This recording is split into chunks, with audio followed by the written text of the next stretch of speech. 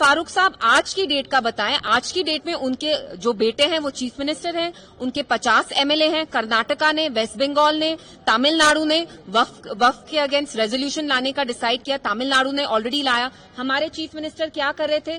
3 दिन जो असेंबली के हुए, वक्फ के अगेंस्ट रेजोल्यूशन ही लाया। ट्यूलिप गार्डन में वो रिजू जी के साथ टहल रहे थे।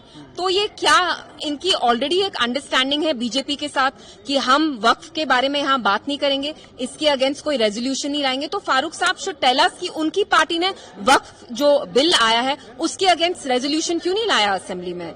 Despite the fact that Jammu and Kashmir is the only Muslim majority state in India, it is not just Muslims in Jammu and Kashmir who are looking up to us, it is also Muslims in the rest of the country and this government, the National Conference has terribly let them down because आप मुसलमानों के बारे में बात नहीं करना चाहते। 370 तो आप नॉर्मलाइज कर ही रहे हैं। अब 370 के बाद जो इंडिया में बाकी मुस्लिम्स के साथ गलत चीजें हो रही हैं, जैसे वक्फ है, we know it's anti Muslim, Muslims को डिसएम्पावर करने के लिए बिल लाया गया है, एनसी उसके बारे में भी नहीं बात करना चाहती।